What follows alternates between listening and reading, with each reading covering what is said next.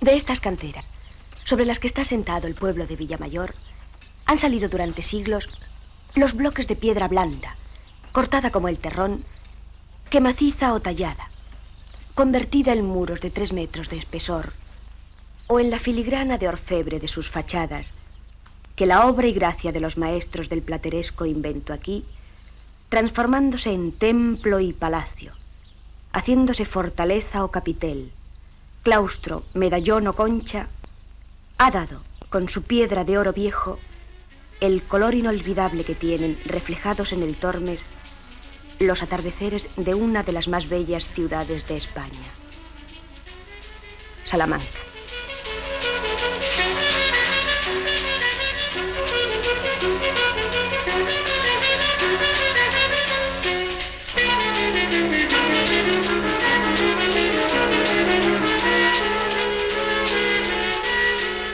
Asentada sobre 3 colinas, como Roma la chica que es, Salamanca fue, hasta el siglo XI, tierra de nadie entre pueblos enemigos.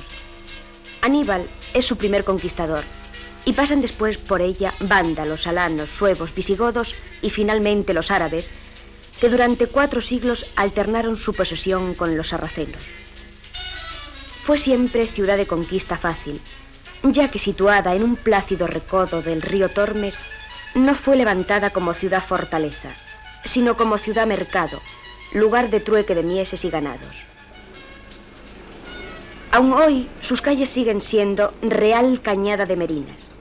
Su norte son las espigas, las tierras rasas, la agricultura. Su sur, las encinas, los pastizales, las dehesas, la ganadería.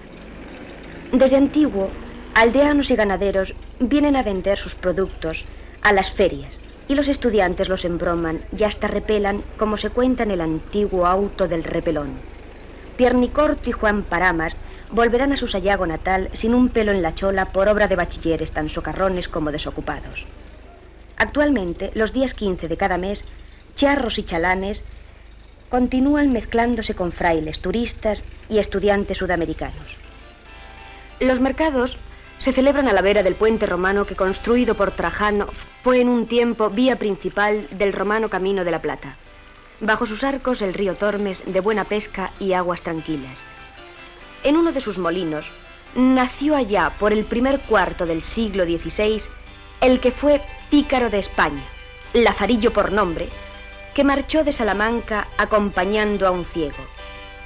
Este le hizo creer que aplicando el oído al berraco que en el puente había, oiría un gran ruido, y diciéndole: necio, aprende que el mozo de ciego un punto ha de saber más que el diablo, le dio un coscorrón contra el toro que aún sigue ahí, pues Salamanca en su escudo, representándolo por toda la ciudad, hasta en los sellos, ha hecho del toro su animal tótem, ya que en sus tierras charras pastan desde antiguo algunas de las más prestigiosas ganaderías españolas.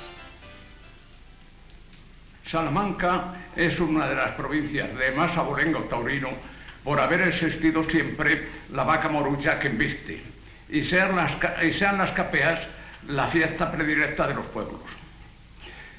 La primera noticia que se tiene de las corridas celebradas en Salamanca fue el 27 de julio de 1466, en honor de los reyes de Bohemia, y como entonces no estaban reglamentadas las corridas de toros, es de suponer que fueran lanceados por la aristocracia española. Las ganaderías más antiguas de Salamanca son del año 1776 y 1777, que pastaban 2 en las fincas de Peñaranda de Bracamonte, que una de ellas, la de José Gaspar Gutiérrez, le causó la muerte a Pepillo. Las otras pastaban en Palacio Rubios, Alba de Tormes, Villar de Gallimazo y Ciudad Rodrigo. En total, aproximadamente, había unas 8 ganaderías. Hoy, en el subgrupo de toros de Lidia, en Salamanca, hay 60.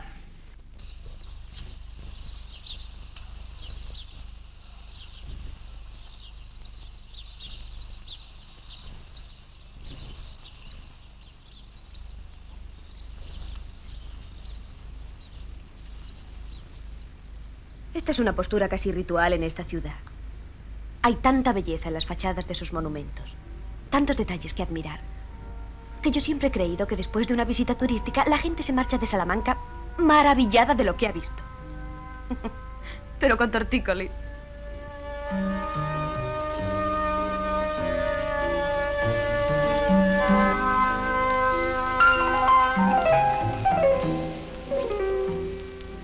En el siglo XI la ciudad es reconquistada definitivamente por Raimundo de Borgoña.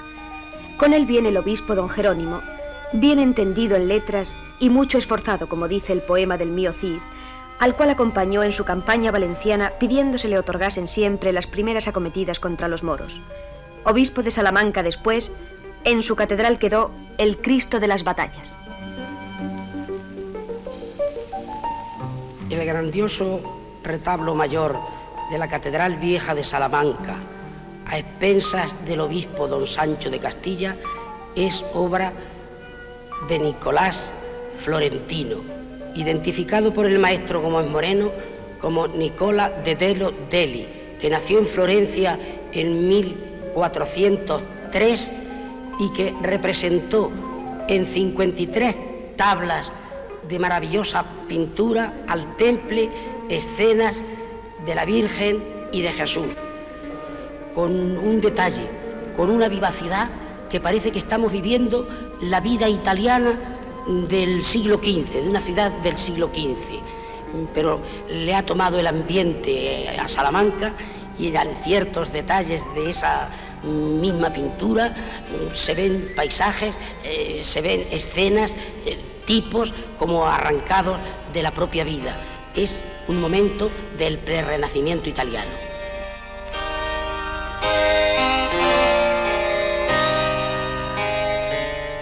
Fuese a apear derecha a la iglesia donde estaban sus hijos enterrados y puso las cabezas que traía en las puntas de las lanzas sobre las sepulturas de sus hijos y de ahí se vino a casa, dice la leyenda.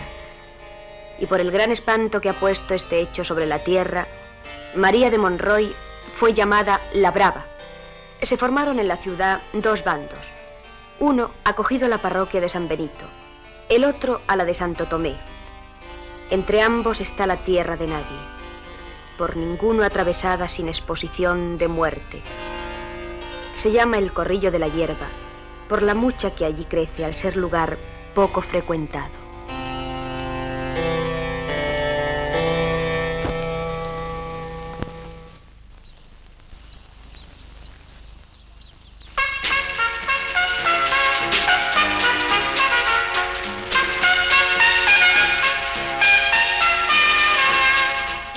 Por ser esta ciudad bien bastecida de viandas y de pan, y tener abundancia de todas las cosas que son menester para el vivir humano, fue elegida por el rey Alfonso IX en 1218 para levantar en ella la primera universidad de las Españas, declarada por el Papa Alejandro IV uno de los 4 estudios generales del orbe, equiparándola con las de París, Oxford y Bolonia. Alrededor de ella comienzan a agruparse las iglesias, conventos y palacios. La ciudad y su universidad crecen con rapidez. En el siglo XVI, más de 14.000 estudiantes se reparten por sus 70 cátedras establecidas, de las cuales 10 eran de leyes, 7 de teología, 10 de cánones, 11 de lógica y filosofía, 7 de medicina, 4 de lengua griega, 17 de retórica y gramática, 1 de astrología, otra de música y 2 de lengua hebrea y caldea.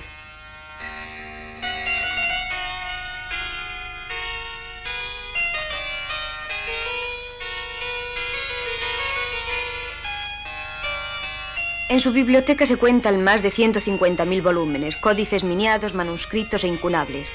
Por sus aulas, enseñando o aprendiendo, pasan el Tostado, Nebrija, Vidriera, Hernán Cortés, Vitoria, Domingo de Soto, Beatriz Galindo, Tomás de Villanueva. A su vera nace el teatro español. Juan de la Encina, Lope, Cervantes.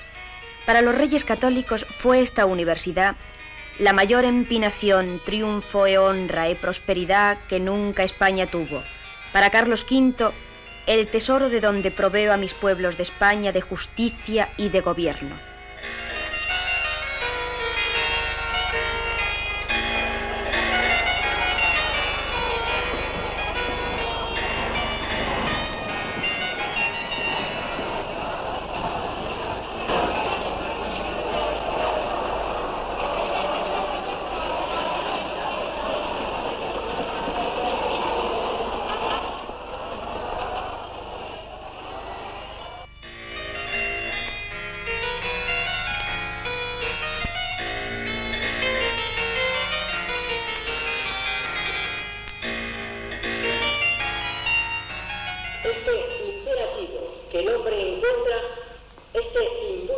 que le hace ser no le proviene al hombre ni de las cosas ni de sí mismo.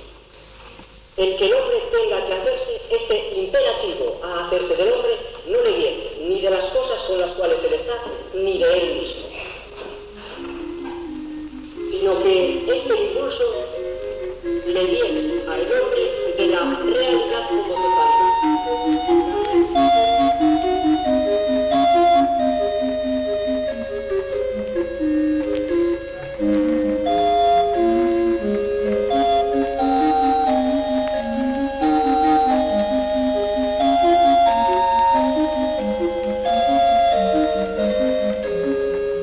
En la paz del patio exterior de la universidad, con su eterno gesto de apaciguamiento, está en bronce Fray Luis de León, el poeta de los paisajes tranquilos, que un día después de años de forzada ausencia, comienza su nueva lección con una frase de poeta. Decíamos ayer, a sus pies, los estudiantes escuchan sentados en bancos formados por gruesos maderos sin desbastar. Gran lujo introducido por el padre Vitoria, pues hasta entonces los alumnos se sentaban en el suelo de la clase y escribían en cuclillas apoyando los cartapacios en las piernas. Las esperas y distracciones dejaron su huella en los maderos.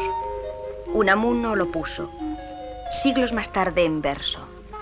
Sentencias no hallaréis de Triboniano, ni aforismos de Hipócrates sutiles. Allí Teresa, Soledad, Mercedes, Carmen, Olaya, Concha, Blanca o Pura, nombres que fueron miel para los labios, brasa en el pecho, y cuando el maestro calla, aquellos nombres dicen amores. Oh Salamanca, entre tus piedras de oro aprendieron a amar los estudiantes. El amor. Los bancos de las aulas de hoy son distintos. Ya no se puede grabar en ellos el nombre del ser amado. Pero el amor no cambia. Guapa. Que también es Salamanca, ciudad cumplida en cosas de amores. Esta es la tumba del arzobispo Fonseca, don Alfonso, el cual hizo construir en 1538 este palacio para la bella dama gallega María de Ulloa, y que al desairar los nobles salmantinos a la bella, fueron ridiculizados en las esculturas contorsionadas que sostienen la galería y así pisados por la dama durante sus paseos.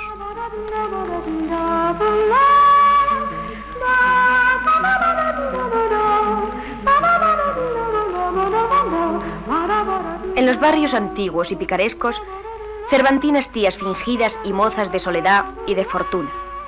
El estudiante Fernando de Rojas observaría en ellos a su Celestina enredando en los amores de Calistos y Melibeas.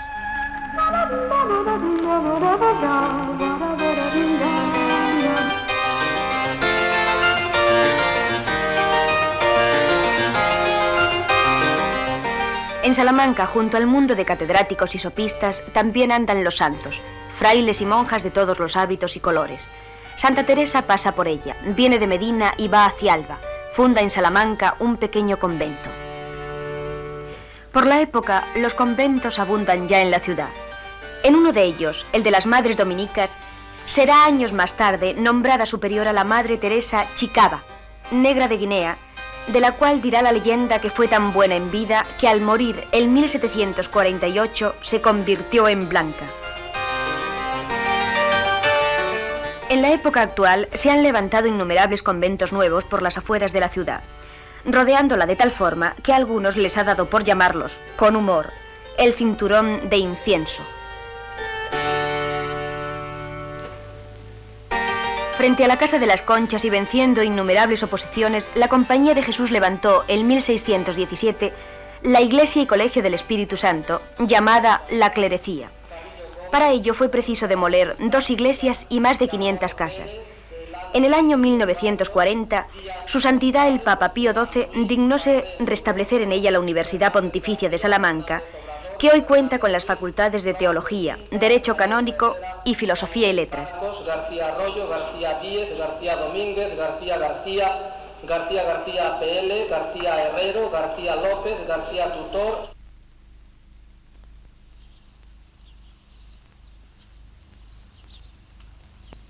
Colón. Colón. Colón, claro. Que como todo hombre ilustre de su tiempo tuvo relación con Salamanca. En el convento de San Esteban recibió la ayuda del hombre que, según palabras del propio Colón, fue a quien después de Dios debió España el descubrimiento de las Indias, Fray Diego de Deza. De este encuentro nos habla el padre Guillermo Fraile. La vinculación de los nombres de Diego de Deza y de Cristóbal Colón al convento de Salamanca tiene su fundamento en la visita de los Reyes Católicos a esta ciudad en 1486, de paso para Santiago de Compostela, de donde regresan el año siguiente, de 1487. Las teorías de Colón se basaban fundamentalmente en el concepto de la esfericidad de la Tierra, lo cual hacía posible la circunnavegación. Pues bien, estas teorías, que eran corrientes en la tradición de la escuela dominicana, desde San Alberto y Santo Tomás, son las que hicieron que las doctrinas y los proyectos de Cristóbal Colón encontrasen magnífica acogida en el convento de San Esteban de Salamanca.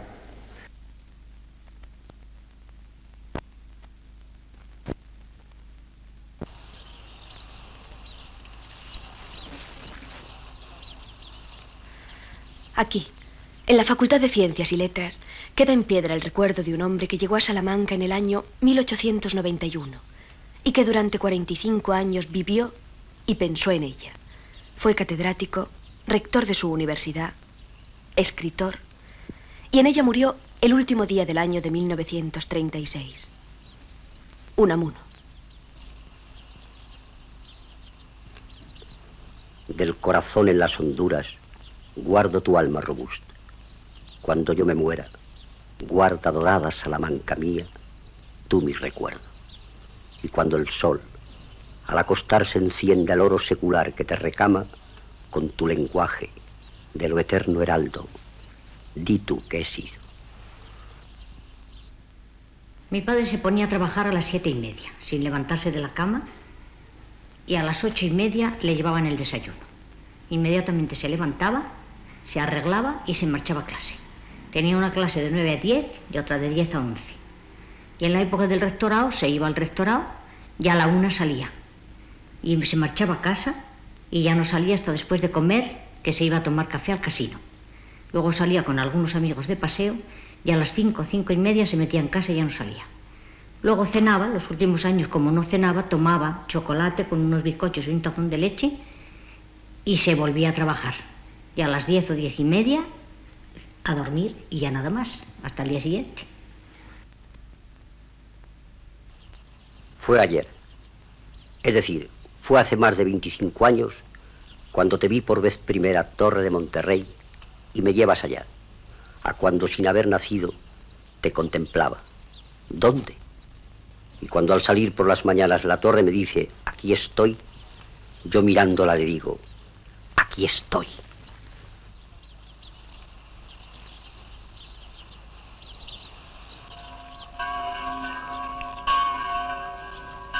Bosque de piedras que arrancó la historia a las entrañas de la tierra madre, remanso de quietud.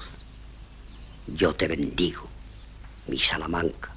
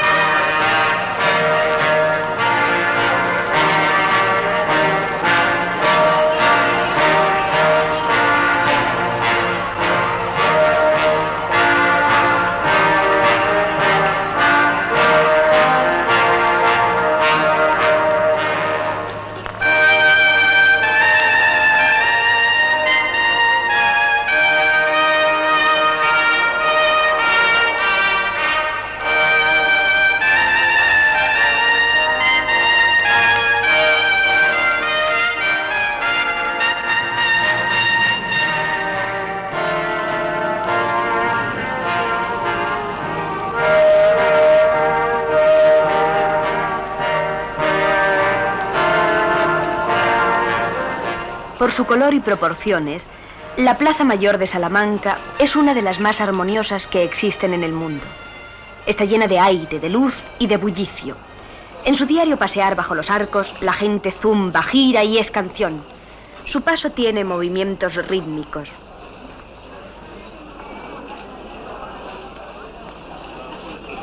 Pero también es, como decía Unamuno, la principal escuela de haraganería y murmuración, el primer mentidero de la ciudad. Salmantino hay que puede decirse que vive en ella.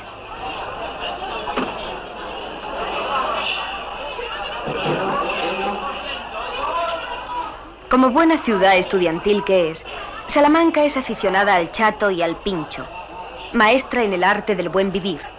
Su gente moza, dice Cervantes, es antojadiza, libre, aficionada, gastadora, discreta, diabólica y de buen humor. Y desde antiguo, en sus famosas cuevas hay cátedras de ocultismo y encantamiento. Don Enrique de Villena da en ella lecciones de magia y quiromancia.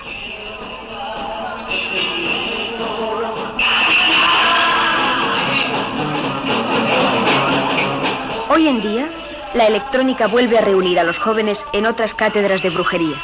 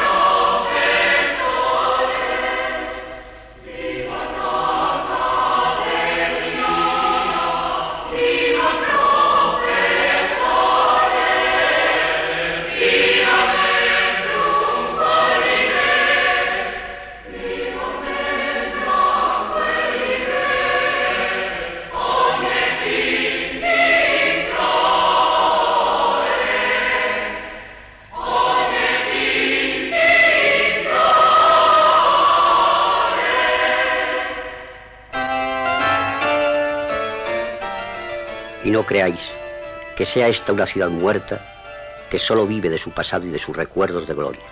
No, es una ciudad que crece, aunque lentamente. Una ciudad que extiende su comercio y, aunque en menor escala, también su industria y su agricultura. Crece sin ruido y sin fantasía. Y es una ciudad alegre, íntimamente alegre.